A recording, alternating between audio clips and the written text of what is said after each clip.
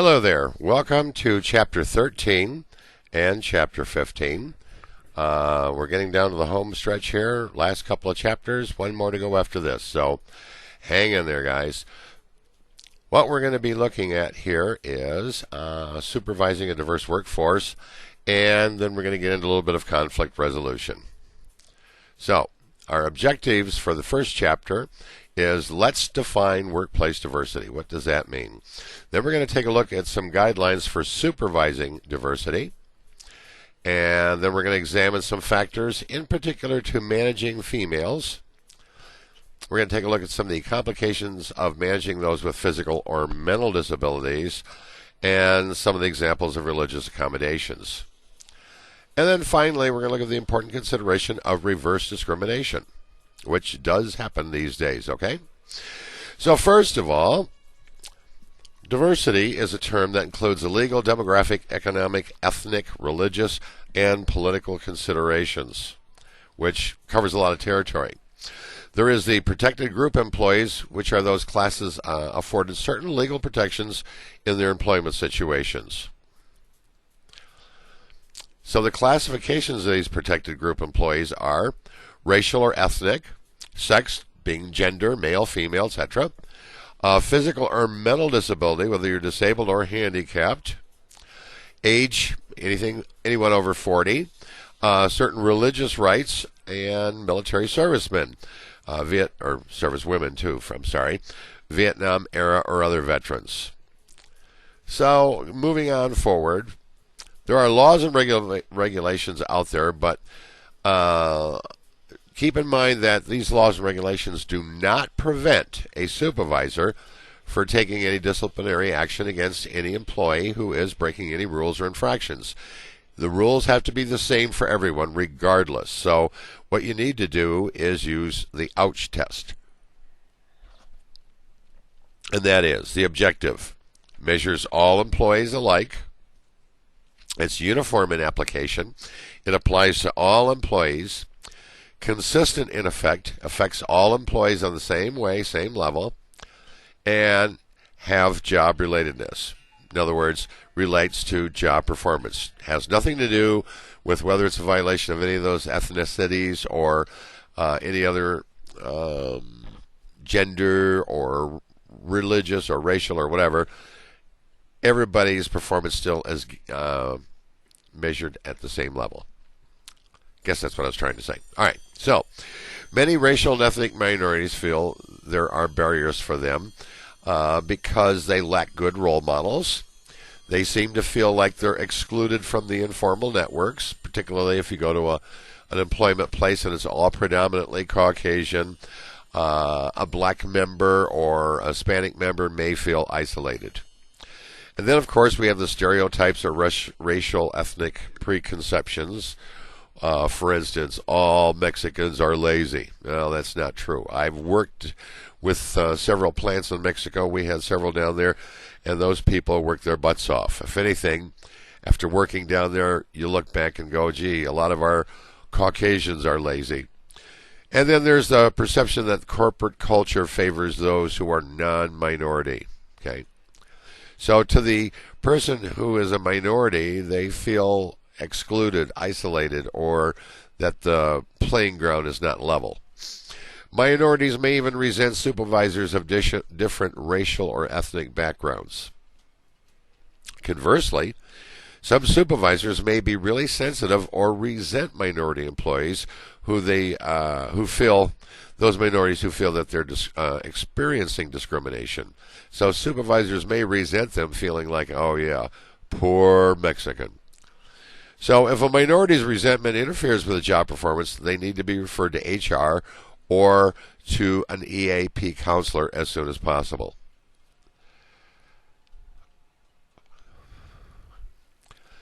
So as a supervisor, you need to be fair to everyone in all your actions and decisions, regardless of race, regardless of anything. Everyone should be treated equally the same.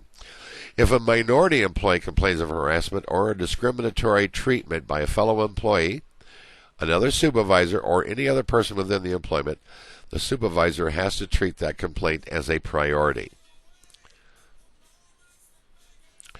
Now, one of the things we have to worry about as a supervisor and manager is overcoming language difficulties, okay? And the other thing to remember is that we use a lot of slang and a lot of words that aren't interpreted the same way.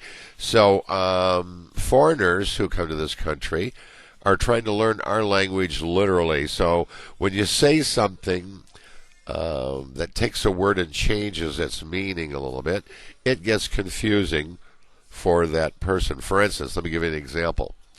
We had a Japanese exchange student, beautiful little girl. And the young teenage girls from Japan are very fashion conscious. So she wore this really neat outfit to school, and she came home from school crying and really upset. And I asked her what's wrong, and she said, "Dad, the girls said I look bad today." I said, "Look bad?" She goes, "Yeah, they said, girl, you looking bad." I said, "Oh, no, no, no, no, no. In our language, that means that you're looking good." She goes, "Bad means good? I don't understand."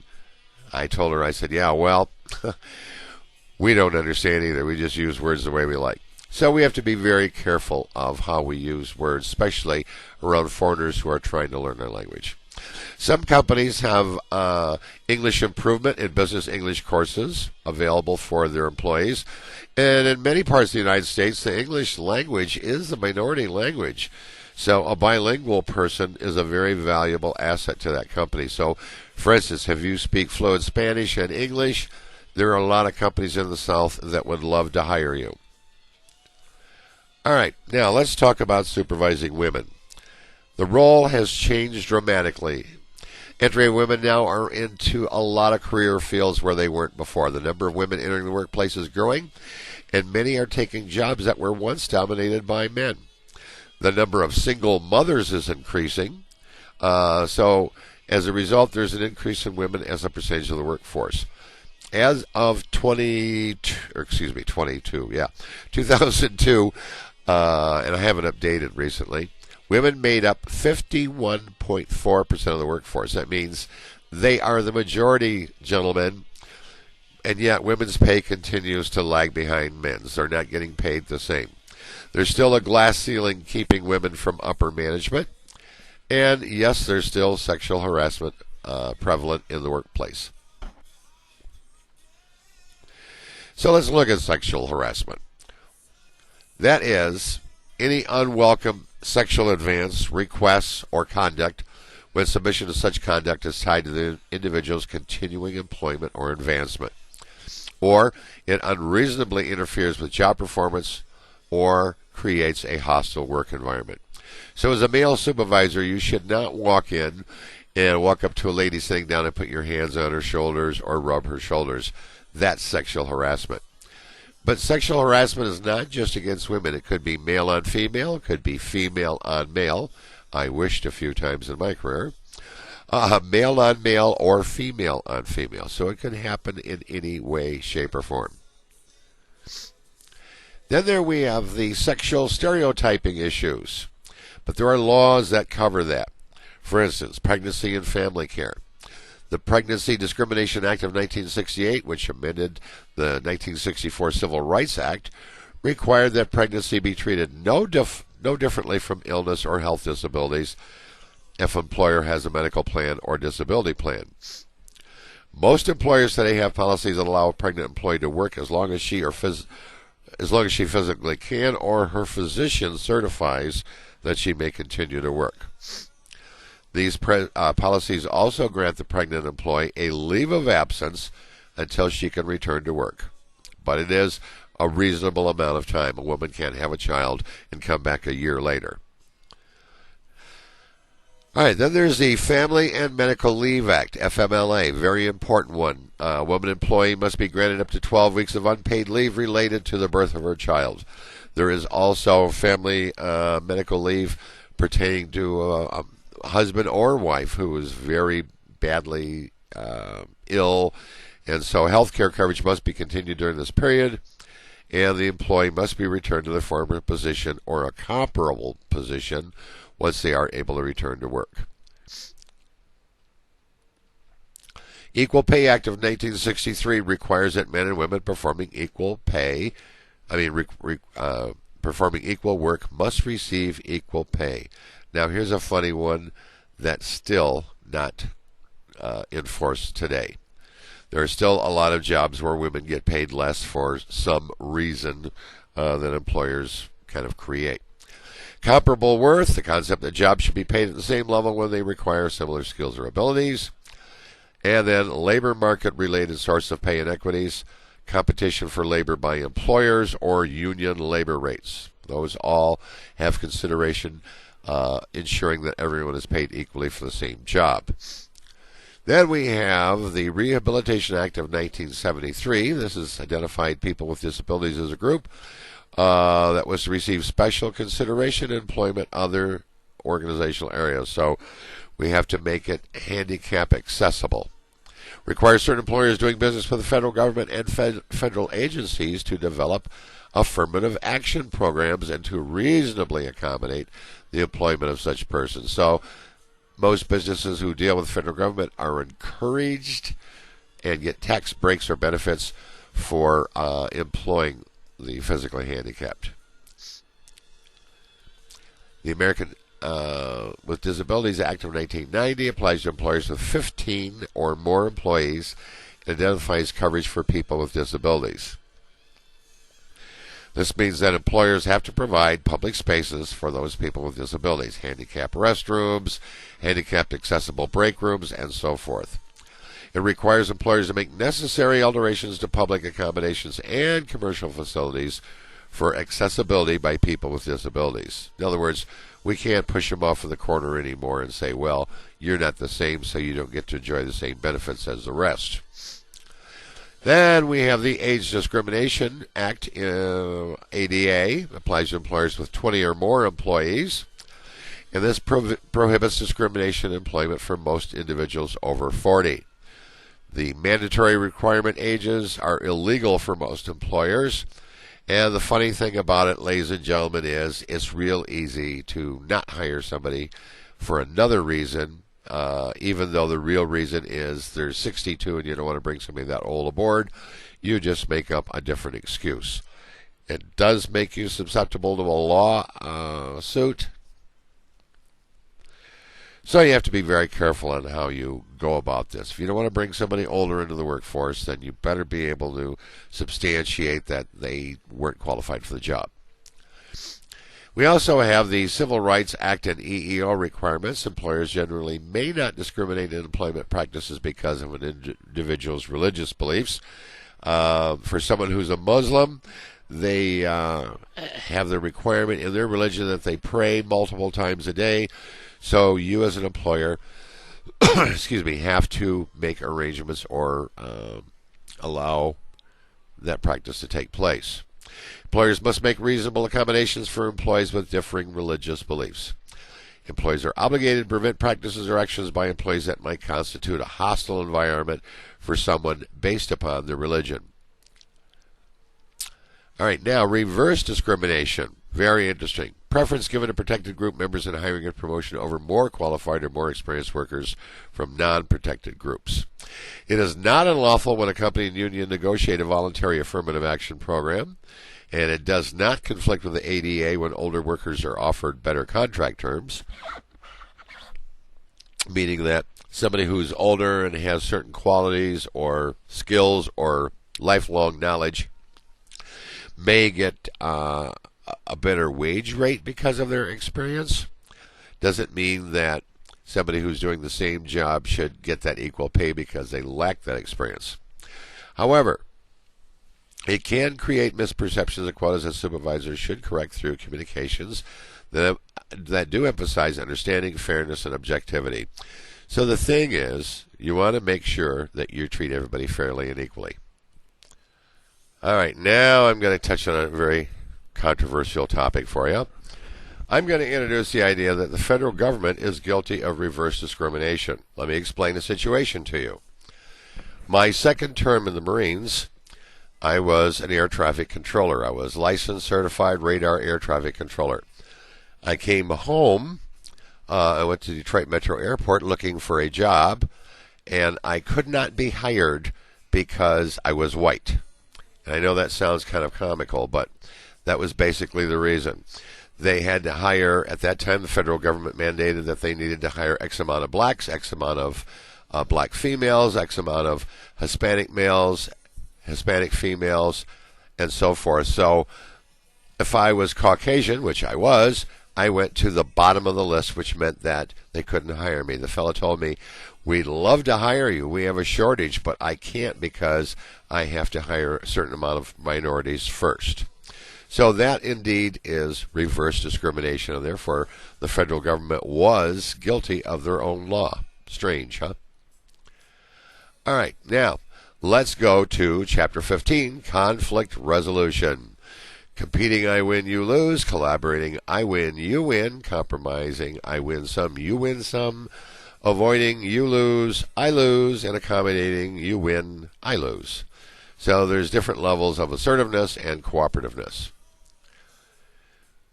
So the objectives here is we want to look at resolving conflict because it's a normal part of management and supervising employees' day-to-day operations. We want to identify and contrast the 5 styles that are inherent in conflict resolution approaches. Examine the major distinctions between grievance procedures, complaint procedures, and alternative dispute resolution procedures called ADR. And we're going to look at some guidelines for resolving complaints and grievances effectively. That's the purpose of this chapter. All right, so some different things here I'm going to add for you that are separated from your book. First of all, any conflict exists whenever people disagree or are in opposition to each other. Conflict arises when the psychological contract or mutual agreement is broken. So often as a supervisor, we fail to make our expectations clear, and as people, we fail to inquire into what others expect of us. We assume that everyone else has the same expectations and mindset that we have, and that's a bad assumption. Everybody's not the same as we think. So I'm going to give you, from me, there are 2 types of conflict. There's first what's called functional. Functional exists when disagreement and opposition support the achievement of organizational goals.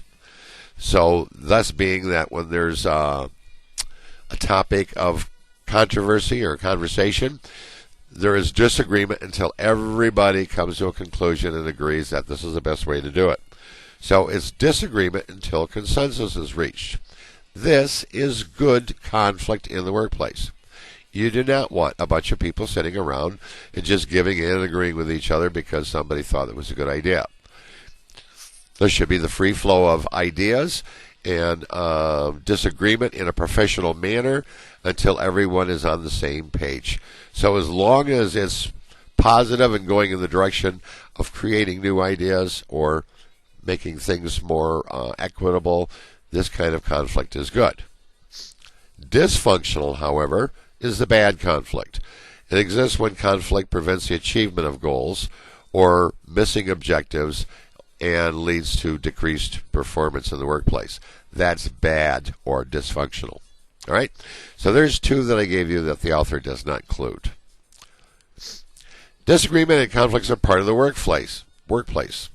So according to the author, there's substantive conflict between individuals because of what should be done or what should occur, and personalized conflict between those individuals that occur because 2 parties do not like each other. That's personal conflict. Workplace conflict has to be resolved. As long as it's there, it is providing friction and a lack of cohesiveness within the workforce. So supervisors become irritated and confused when employee complaints or grievances challenge their authority. You can't let that bother you. It happens. We're human, but it should not be something that sparks your emotions and causes you to react differently to people. Your job is to convince people that your idea is correct or should be done. And when working with other employees, supervisors have to act like referees. You can't take sides. So you want to resolve employee conflicts and definitely guard against losing your temper. As soon as you lose your temper and start getting emotional, you have now created a lack of trust and respect for you. So, It requires a lot of good, effective communication. Some conflict resolution styles are those approaches to resolving conflict based on weighing the degree of cooperativeness and assertiveness that you're trying to attain. Some of the methods are withdraw and avoid, some are accommodate and oblige, some are compromise, some are compete, force, or dominate, some are collaborate, integrate, and problem solve. The best way I'm going to tell you is try to find the win-win, where it's good for them and it's good for you. And you may have to walk away and think about it for a while. It may take you overnight to come up with a way that resolves to everybody's satisfaction. There's the reciprocity. I can never say this word. Reciprocity reflects one good turn deserves another in return. There's interest-based negotiating, which is understanding why the other party wants what he or she wants, and then trying to find a solution that satisfies those needs as well as the needs of yourself or the organization. It occurs pretty much when one side doesn't use its power to force an agreement, and both sides seek an option that satisfies everybody's interest concern. So in your book you see some suggestions for resolving conflicts, which I think you should read and take heed to. If there's nothing else out of this book that you've gotten, learn how to resolve conflicts in an equitable manner. That way you don't have hard feelings, you don't have people no longer believing and trusting you or respecting you. You lose your integrity, you lose the workforce. All right, there are going to be complaints and grievances. A complaint is any individual or group problem, or a dissatisfied employee that channeled their disagreement to management, including discrimination. And a grievance is a formal complaint presented by the union to management that alleges there's a violation in the labor agreement. If you work for a union place, you get a grievance filed against you. Trust me, it's nothing new. I've had several written against me. It doesn't make me or you a good or bad supervisor. It's just you have to find a way to work around it. The grievance procedure is simple. It's just negotiated series of steps, processing the grievances, beginning at the supervisory level, and generally ending up in arbitration, where someone steps in and makes a decision. The complaint procedure is a management-designed series of steps for handling employee complaints, usually preventing for a number of appeals before a final decision is made. In the book, again, you see a problem-solving procedure for complaints, and it's kind of like most companies have a standard format, standard operating procedure, or normal procedure such as this on how you go about it until everyone is happy with the decision. There is what's called the Alternative Dispute Resolution, ADR. These are approaches to processing and deciding employee complaints internally in alternative to having a lawsuit brought against you. Usually they're disputes for involving discharge or employment discrimination. ODR, Online Dispute Resolution, is an alternative approach similar to ADR, but the whole dispute process is handled online electronically. Standards for ADR are the opportunity for a hearing before one or more neutral, impartial decision makers, bringing in a third party, or the opportunity to participate in the selection of decision makers. Participation by the employee is assuming some portion of the cost of the dispute resolution and the opportunity to recover the same remedies available to the employee through litigation and confidentiality of proceedings. So the supervisor in the significant first step in resolving complaints and grievances. During the initial step in handling, there should be, number one, open, frank communication between the supervisor and the complaining employee and or union steward. Open and frank communication exists in the hearing and resolving employee complaints at the supervisory level. And then employee complaints should be settled amicably by the supervisor wherever possible, rather than having to have them appealed or taken to a higher level. So if you can solve it without losing face and come up with a win-win for both sides, then it's best that you handled it as a supervisor. So you need to make time available when someone comes to you with a problem. Listen patiently and with an open mind. Don't have any preconceptions or predecisions. Distinguish the facts from opinions. Take the emotional and personal aspects out. Determine what the real issue is. Check and consult with someone else where needed. Avoid setting any precedent. Exercise self-control. Do not become emotionally upset or feel like you're being personally attacked. Again, you're dealing with a situation, not personality. Minimize your delay in reaching a decision. The sooner you come to a decision, the better for everyone concerned. Explain your decision clearly and sensitively. Definitely document everything. Keep records and document. What he said, what she said. And again, it's best to have a witness, particularly if you're a male dealing with a female or a female dealing with a male or dealing with a minority. Don't fear being challenged. You're going to be challenged. Just hold your ground and do it in a professional manner. If you got any questions, shoot me an email, ladies and gentlemen. We have one more lecture after this, and then this class is done. So you have a good week. Take care.